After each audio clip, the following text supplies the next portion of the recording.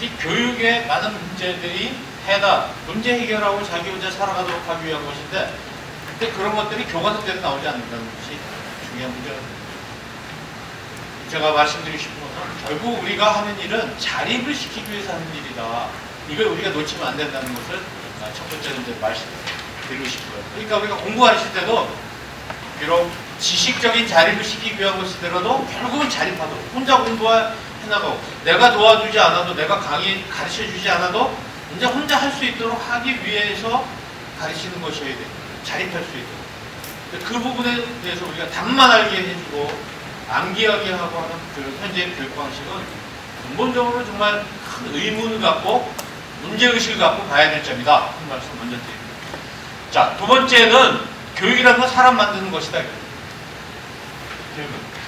대학생이 가지고 있는 게 네 가지가 사무, 없는 게, 갖고 있지 못한 게 네 가지가 있다고 저는 생각합니다. 이게 첫째가 뭐냐? 교수님들 다 같이 파악하고 계시겠지만 학생들이 자존감이 굉장히 떨어져 있어요. 자존감이 떨어져 있다는 것은 성장 과정 속에서 본인이 자기를 돌아볼 틈이 없었고 자기가 소중한 존재라는 교육을 제대로 받지 못했다는 겁니다.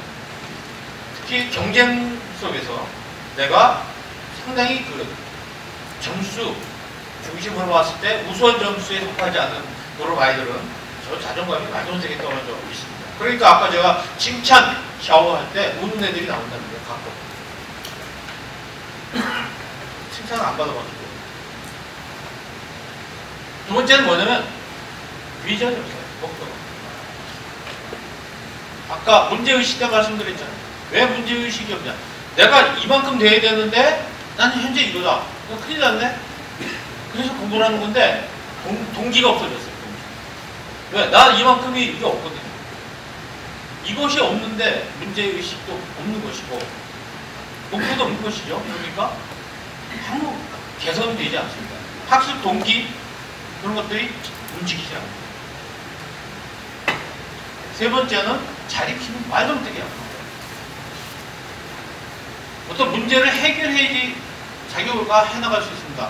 자전거 타고 처음 탈 때 그 다양한 상황 그때마다 내가 해결해야 되죠. 누가 뭐 옆에서 잡아줄 수 없으니까 인생 살아가면서 다가오는 많은 상황 속에서 그 극복해내는 힘은 자기가 해결해야 되는데 그걸 자꾸 주변의 도움을 받는 쪽으로 그렇게 그게 몸이 배 있어요. 그러니까 대학교 1학년 학생들이 가장 힘들어하는 게 뭔지 아세요? 시간표 짜는 거예요. 특히 아침 1, 2교시 다음에 7, 8교시 수업이 있을 때 나머지 시간 내가 뭘 해야 되지? 이거에 대해서 학생들이 힘들어합니다. 1학년 학생들. 왜? 시간표 짜여져 있는 대로만 내가 살아왔지 내가 시간표를 짜본 적이 없기 때문에 그렇습니다. 그러니까 대학교 1학년 1학기 때 시간 경영에 대해서 잘 가르쳐줘야 될 필요가 있어요. 입학한다. 시간을 활용할 줄 몰라요. 왜? 시간을 자기가 관리해 본 적이 없기 때문에 그렇습니다. 자립심. 그래서 수업 시간에 물을 엎질렀을 때 학생이 교수님 물 엎질렀는데요. 이런 학생이 가끔 나오거든요. 대학에서. 그러니까 이제 군대 갔다 온 친구가 소리 지르면서 화장실에 갔다 벌레 갔다 화장실 갔다 닦어. 왜 교수님한테 말씀드리라고 소리 지르는 걸 보면 역시 대학은 두 군데를 다녀야 된다 남자는. 군대 갔다 와야 된다는 생각을 하게 됩니다. 그나마 지금 자립심을 길러주고 이런 거 굉장합니다. 저는 군대가 정말 우리 사회에 중요한 교육기관이 되는 거라고 생각합니다. 네 번째가 인성의 문제가 있어요. 아이들이 나빠서 그런 게 아니라 아이들이 해야 될 것과 하지 말아야 될 것 구분을 잘 못해요. 그러니까 윤리적으로 잘못된 것도 그게 양심의 가치 같은 게 별로 없는 것 같고요. 그냥 풍조 아까 절대적인 게 없다고 그랬잖아요. 할 수도 있는 거고.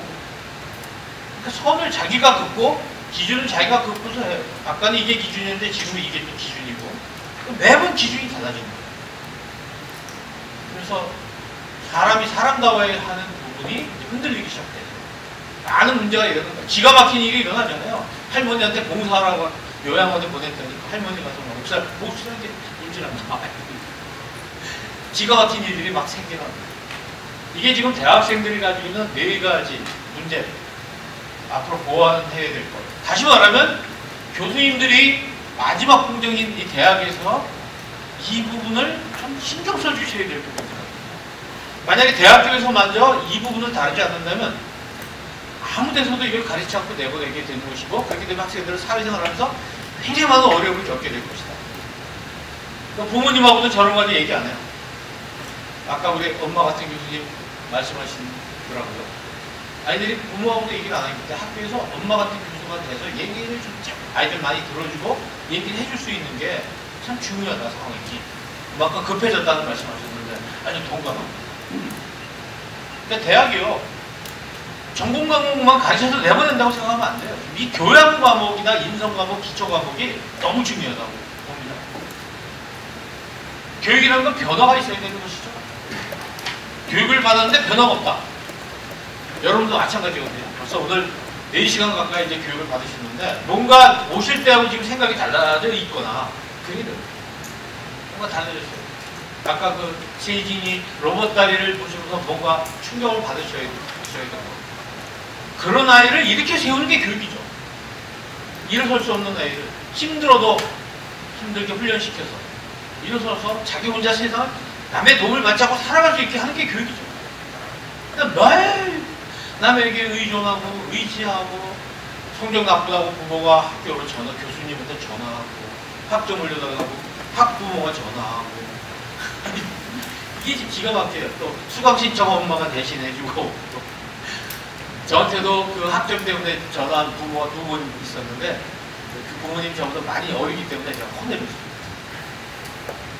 어떻게 하냐고 지금 아이들 이렇게 가르치면, 그 다음에 나이 들어가지고 고생하십니다. 혼을 내주는데 굉장히 미안해하더라고요. 그렇게 하지 마.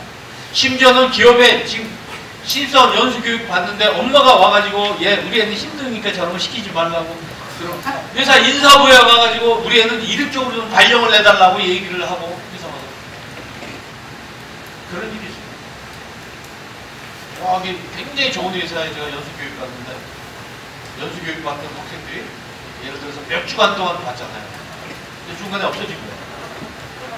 왜 없어졌나 했더니 그냥 부모님 와서 데려갔대요. 낮에 데려가면 그 인사부 직원한테 교육받는데 회사 그만둘 거니까 데려가겠다는 인사라든가, 그것도 없이 교육장에서 준 교재, 또 이 추리닝 몽땅 가방에 싸가지고 인사도 없이 그냥 사라져버리는 거예요.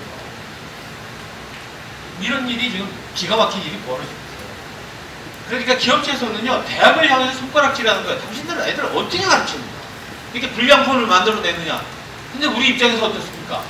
우리들은 어떡하란 말이에요? 그렇게 키워놓고 대학을 보낸 들, 우리가 대학에서 어떻게 어디까지 손댈 수 있겠어요? 근데 영향력은 별로 없잖아요, 대학에서.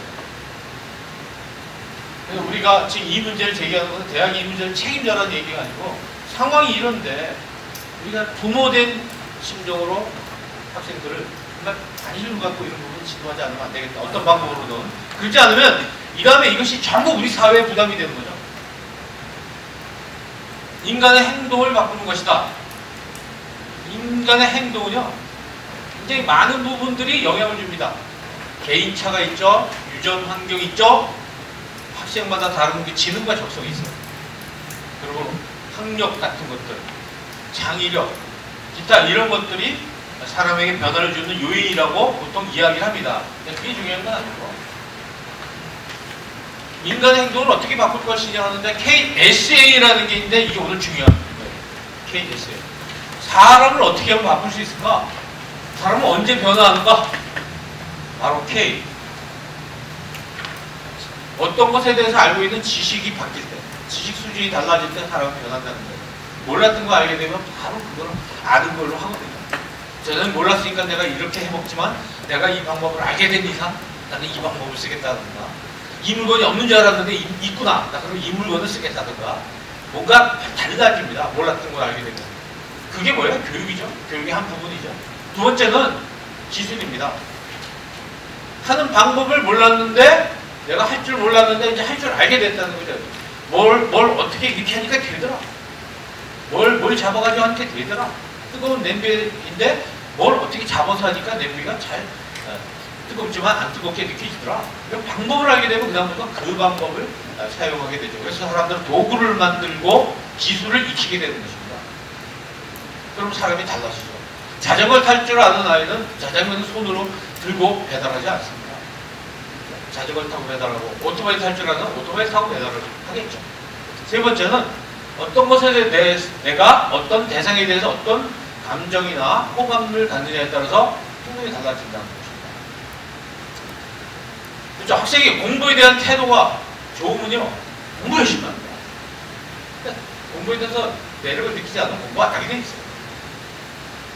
무엇이든지 그렇잖아요. 운동도, 좋아하는 운동 미칠 듯이 하려고, 싫어하는 건 절대 안 하잖아요. 일, 행동 모든 게 다 마찬가지입니다.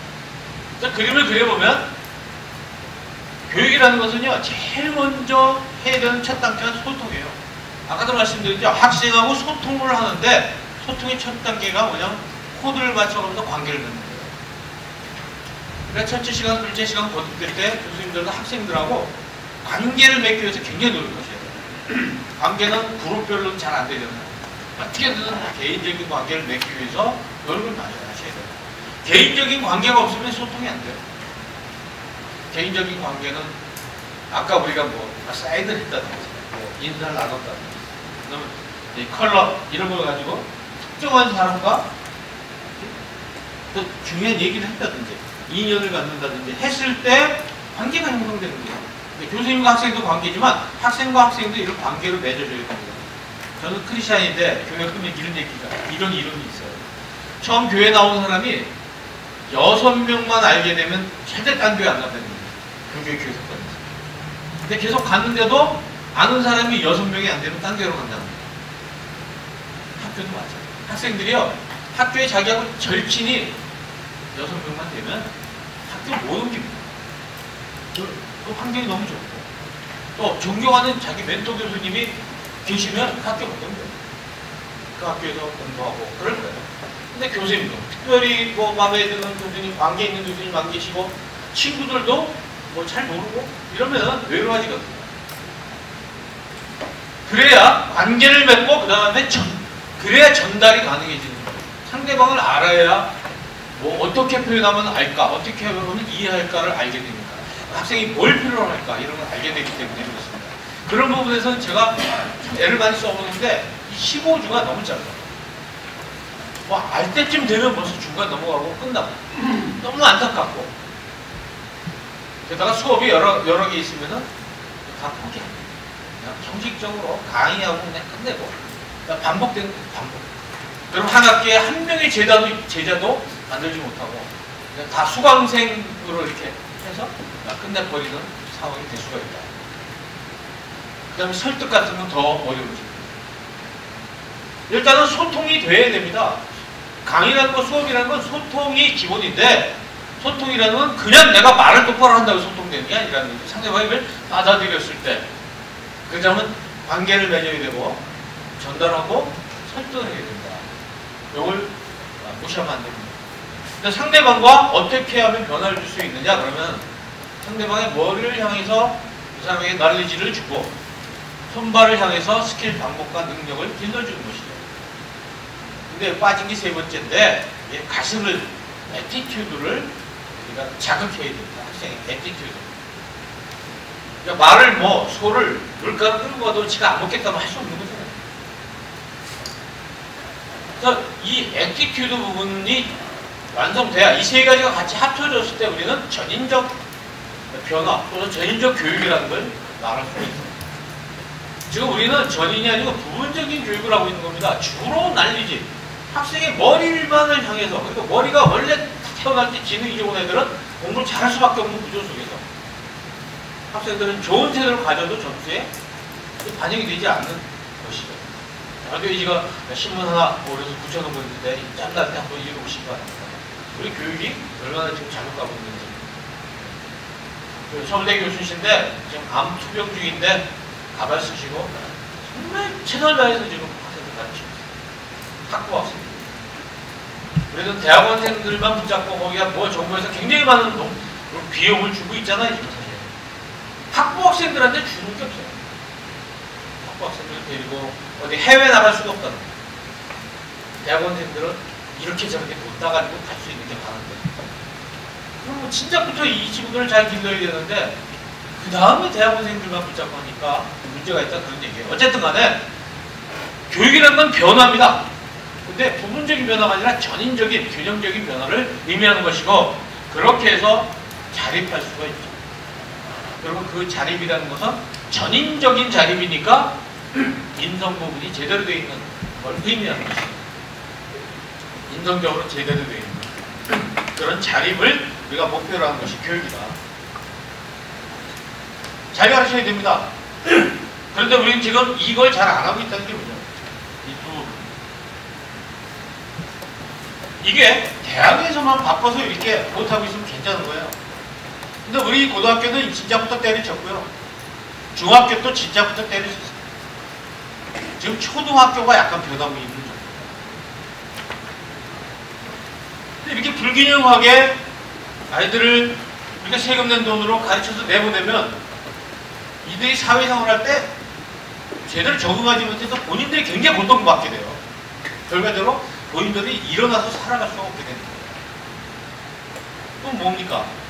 잘 못하니까 우리가 돈 내서 쟤들을 먹여 살려야 되고, 쟤들이 사고 친 거 우리가 다 비용 부담해야 되는 거예요. 그런 의미에서 우리는 좀 교수님들이 교육자라는 생각을 가지고 학생들을 내야 돼요. 좀 더 적극적으로 내가 우리 학생들을 제대로 가르쳐서 바로 서게 하는 일을 하기 위해서 지금 A라는 과목을 가르치고 있다는 생각을 해야 되는데, 간혹 보면 다 필요 없는 거예요. 다 자르고 그냥 나 A라는 과목 시간에 강의하는 거야. 이거에서 내가 평생 먹고 살 거고, 이렇게 끝날 수 있는 환경이에요. 그러니까 대학 교수가 되는 과정이 잘못되어 있다고 저는 분명히 교육하고 공부해야 돼요. 그리고 가르치는 기술, 티칭 스킬에 대해서, 교수법에 대해서 많은 공부를 훈련을 시키고 가야 되겠죠. 제가 저희 학교 대학원에 이번에 커뮤니케이션 포 티칭이라는 과목을 대학원에 지금 제안을 해놨어요. 과목을 만들어놨어요. 이것도 박사과정은 들어야지. 교수법을 공부하고 나가야 되니까 박사가 돼가지고 가르치는 것도 모르는 박사가 자기 이만큼 아는 거를 전달 못하지 않냐. 그게 지금 설득 중인데 잘 될까 모르겠습니다만은.